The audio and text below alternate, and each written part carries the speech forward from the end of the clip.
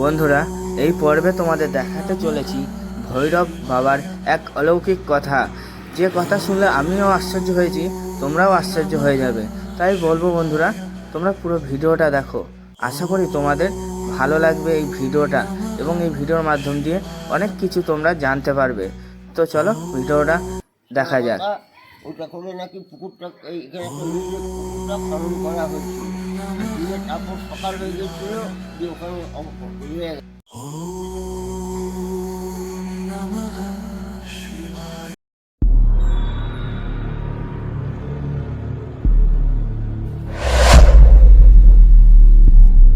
Hello বন্ধুরা, welcome to my channel blogger with বাবাইতে তোমাদের সবাইকে স্বাগত জানাচ্ছি। তো আজকে এসেছি একটা খুবই সুন্দর মন্দির, যেটা হচ্ছে বর্ধমানের বুকে আছে। এই মন্দিরটা কি মন্দির? হ্যাঁ, তোমরা দক্ষিণেশ্বর কালী মন্দির সম্বন্ধে তো অনেকেই জানো, অনেকেই দেখে এসেছো। তবে এটা হচ্ছে দক্ষিণেশ্বর শিব বাবার মন্দির। হ্যাঁ বন্ধুরা, দক্ষিণেশ্বর শিব বাবার মন্দির। তোমরা আসো, দেখবে, আশা করি তোমাদের ভালো লাগবে। কোথায় আছে এই মন্দিরটা সবই বলবো, ভিডিওতে শেষ পর্যন্ত বলবো। শুধু আমার সাথে থাকবে, আমাকে একটু ভালোবাসা দিয়ে। তো চলো ভিডিওটা শুরু করা যাক। যে মন্দিরের কথা তোমাদের বলেছি, তো এই হচ্ছে সেই মন্দির। তো তার গেটের ভিতর দিয়ে প্রবেশ করব। তো চলো দেখা যাক ভিতরে কি কি আছে। খুব সুন্দর সুন্দর মন্দির আছে, এবং সুন্দর একটা কাহিনী আছে, অজানা কাহিনী, সেটাও বলবো। তো দেখতে পাচ্ছ শ্রী শ্রী বাবা দক্ষিণেশ্বর মন্দির, রায়ানে এই মন্দিরটি আছে। তো কিভাবে আসতে হবে পুরোটাই তোমাদের বলবো। তোমরা শুধু আমার সাথে থাকো এবং আমাকে একটু সাপোর্ট করো, যাতে আরও সুন্দর সুন্দর মন্দিরের অজানা কোনো ইতিহাস তোমাদের সামনে তুলে ধরতে পারি। তো চলো। তো মন্দিরটা দেখে বুঝতে পারছো যে দক্ষিণেশ্বরের মতো, তবে এখানে কিন্তু স্বয়ং মা নয়, বাবা আছেন, মাও আছেন, তোমাদের দেখাবো। তো সামনে যে হেঁটে যাচ্ছে এই মন্দিরের ম্যানেজার, অর্থাৎ আমাদেরই বন্ধু হয়। তো জাস্ট মজা করে বললাম, সেরকম কিছু নয়। তো চলো মন্দিরটা দেখাচ্ছি, কত সুন্দর মন্দিরটা। দেখো, শুধু এটুকুনিতে শেষ নয়, মন্দিরের ভিতরটায় আছে আরও, সাইডেও আরও অনেক জায়গা, এরিয়া জুড়ে আছে মন্দিরটা। বন্ধুরা, মন্দিরের ভিতরে ঢুকতেই বাঁ দিকে এরকম বেদি আছে, বেদির মধ্যে ঠাকুর আছে। তো মন্দিরের এই পাশেই একটু তোমাদের দেখাবো। তো একটা পুকুরের মতো আছে, যেখানে ঠাকুর ভাষণ দেওয়া হয়, সেরকমও ব্যবস্থা আছে, তোমাদের দেখাবো। তো এই দেখো এই পুকুরটা আছে। আর এই যে ত্রিশূলটা দেখতে পাচ্ছ এবং যে কোদালটা দেখতে পাচ্ছ, এর একটা কাহিনী আছে, যেটা তোমাদের বলবো। আশা করি তোমাদের ভালো লাগবে। তবে কিন্তু একটা কথা বলতে পারি, এটা কিন্তু সাধারণ কোদাল নয়, এই কোদালটা খুবই বন্ধুরা, তোমাদের বাবার মন্দির অর্থাৎ ভোলেনাথের মন্দির তো দর্শন করাবো, তোমাদের বলেছি দর্শন করাবো, যখন করাবো। কিন্তু তার আগে তোমাদের কিছু কাহিনী বলি, যেটা তোমাদের আগে দেখালাম আর কি, কোদালের ব্যাপারটা। তো সেই ব্যাপারে কিছু কাহিনী বা গল্প বলতে পারো, যেটা শোনা কথা। তো তোমাদের কিছু আছে, সেগুলো শোনাবো। শুনলে হয়তো তোমাদের কিছুটা আশ্চর্য হবে ঠিকই, যেমন আমিও হয়েছিলাম। তবে আমি যতটা শুনেছি, জেনেছি, ততটাই তোমাদের শেয়ার করছি। কাহিনীটা বলার আগে তোমাদের বন্ধুরা একটা কথাই বলতে চাই, একটা কথা, যে এটা কোনো আমার বানানো কথা নয়, ওইখানকার এলাকাবাসীর কাছে শোনা কথা, এবং আশেপাশে থেকে শোনা কথা, বিভিন্ন জায়গা থেকে শোনা কথা তোমাদের শেয়ার করছি। তো যে কোদালটা তোমরা দেখলে, ওই কোদালটায় হচ্ছে বহুকাল আগে এক কৃষক ভোর সকালে, অর্থাৎ কাক ডাকার সময়, ওই কোদালটা নিয়ে মাটি খুঁড়ছিল। হঠাৎ করে একটি মোরগ ডাকতে শুরু করে। ঠিক সেই সময় যখন কৃষকটা পিছন দিকে তাকিয়ে দেখে, তখন কাউকে সে দেখতে পায় না। তাই সে দেখতে না পেয়ে পুনরায় মাটি খুঁড়তে থাকে। কিছুক্ষণ পর কৃষকটির পিছন থেকে একটা আওয়াজ আসে, কিরে, এত সকালে মাটি খুঁড়ছিস? সেই আওয়াজ শুনে কৃষকটি ভয় পেয়ে মাটি খোঁড়া বন্ধ করে দেয়। তখন আবার একটি আওয়াজ আসে, কিরে, মাটি খোঁড়া কেন বন্ধ করলি? তখন কৃষকটি পুনরায় ভয়ে ভয়ে পিছন দিকে তাকিয়ে দেখে, কিন্তু সেখানে কাউকে দেখতে পায় না। দেখতে পায় একটি ত্রিশূল। কৃষকটি সেটা দেখে বুঝে যায় এটা কোনো ঠাকুরের ইঙ্গিত। সেই ভয় কৃষকটি সেই কোদালটি ছেড়ে চলে যায়। সেই কোদালটি আর সেই ত্রিশূলটি এখনও আছে সেখানে, যেটা তোমাদের দেখাচ্ছি। দেখো বন্ধুরা, এই সেই কোদাল আর ত্রিশূল। আগেকার দিনের কোদাল তো তাই একটু অন্যরকম, তবে এই কোদালটা কিন্তু কোনো সাধারণ কোদাল নয়, এটা দেখাশোনা করছে স্বয়ং এই ত্রিশূলটি।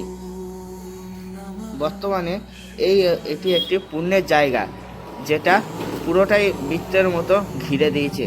অবশ্যই এইখানে পুজো করা হয় এবং এই এই জায়গাটা, এই যে ত্রিশূলটা যে কোদালটাকে দেখাশোনা করছে, ত্রিশূলটা কিন্তু স্বয়ং ভৈরবনাথের।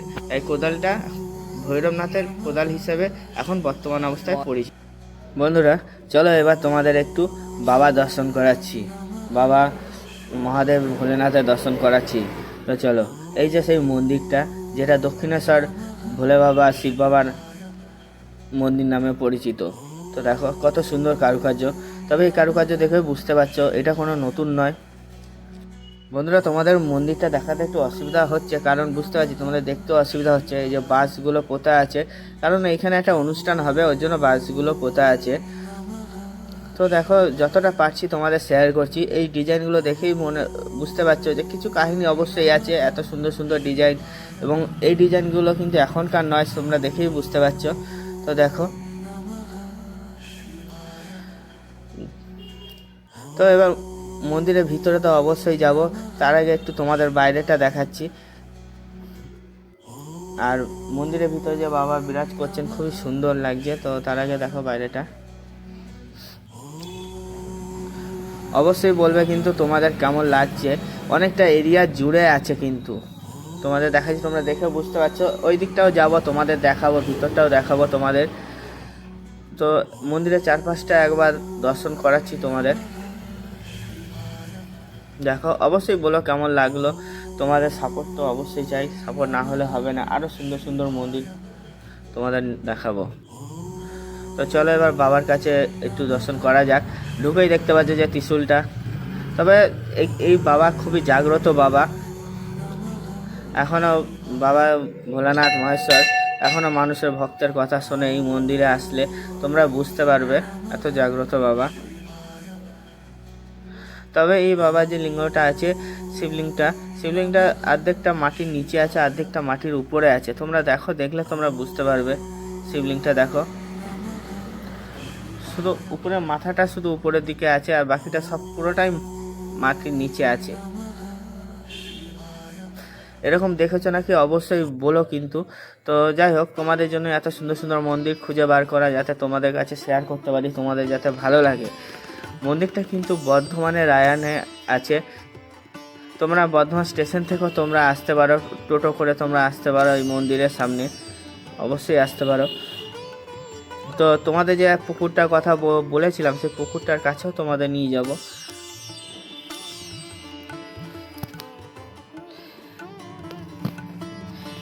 দেখো এই সেই পুকুর এখন বর্তমানে বন্ধ আছে, তবে প্রয়োজন হলে গেট খোলাও যায়।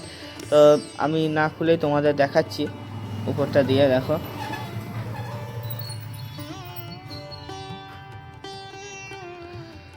এবং যতটা এরিয়া আছে ততটাই তোমাদের দর্শন করবো, ততটাই দেখাবো।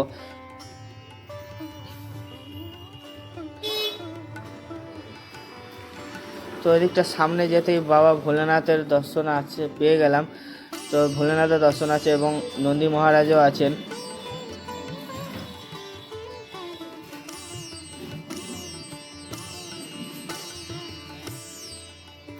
দেখো কত সুন্দর লাগছে।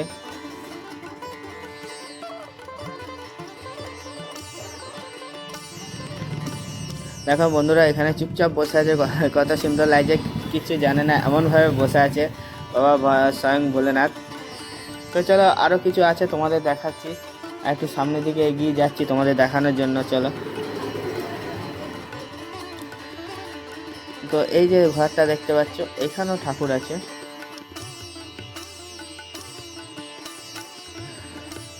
এখানে আছে ভোলেনাথের ছবি আছে, উপরে ব্রহ্মা ঠাকুরের ছবি আছে এবং স্বয়ং লক্ষ্মী মায়ের ছবি আছে। তো চলো ভিতরে কি আছে তোমাদের দেখাচ্ছি।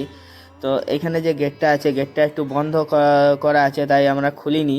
তো দেখো ভিতর দিয়ে তোমাদের দেখানোর চেষ্টা করছি। রাধাকৃষ্ণ ঠাকুরের ছবি আছে। দেখো চলো আরও সামনে আরও কিছু আছে তোমাদের দেখাচ্ছি। তো এই ঘরটা যেহেতু খুলতে পারিনি, তোমাদের আরও সুন্দর সুন্দর জিনিস দেখাচ্ছি। অনেকটা এরিয়া জুড়ে আছে, তোমাদের বলেছিলাম।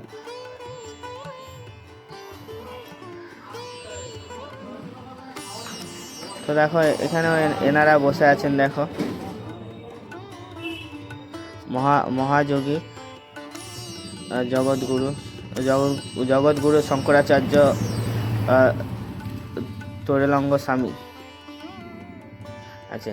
তো যাই হোক, তো তোমাদের দেখালাম। তো আমি বলবো তোমরা একবার নিজের চোখে আসলে হয়তো আমার থেকেও ভালো তোমরা দেখতে পারবে, তো তোমাদের অসুবিধা হবে না। তো মন্দিরটা খুবই সুন্দর মন্দির। মন্দিরের বাবাটাও দেখতে পেয়েছো, স্বয়ং ভোলেনাথের যে মূর্তিটা আছে, ভোলেনাথের যে লিঙ্গটা আছে, সেই অর্ধেকটা মাটির নিচে, আর অর্ধেকের বেশি মাটির নিচে, তো অল্প একটু উপরে আছে। তো এটা হচ্ছে বাইরের দিক, মন্দিরের বাইরের দিক। তো এখানে হচ্ছে তোমরা এসে তোমরা যদি মানত বা কিছু করো, তো এখানে মানত করতে পারো। তো দেখেই বুঝতে পারছো মানত করার জায়গা। তবে এটা কিন্তু মন্দিরের বাইরের দিক, আরেকবার বলছি, এটা মন্দিরের বাইরের দিক। এই দিকটা দেখে তারপরে তোমরা মন্দিরে প্রবেশ করতে পারবে। প্রবেশ দ্বারের আগে এটা আছে। তো যাই হোক, ভালো লাগলে অবশ্যই পাশে থাকবে, সাবস্ক্রাইব করবে। তো বেশি আর বাড়াবো না, তো তোমাদের দেখালাম, কেমন লাগছে অবশ্যই বলো। তো ভিডিওটা এখানেই শেষ করলাম। অবশ্যই বলো যে তোমরা এরকম মন্দির দেখেছো নাকি। এরকম ভালো ভালো মন্দির দেখতে গেলে অবশ্যই আমাকে সাপোর্ট করতে হবে একটু ভালোবাসা দিয়ে। দেখা হচ্ছে আবার নেক্সট ভিডিওতে, আরও ভালো সুন্দর মন্দির নিয়ে দেখা হচ্ছে। চলো এখানেই রাখছি, টাটা।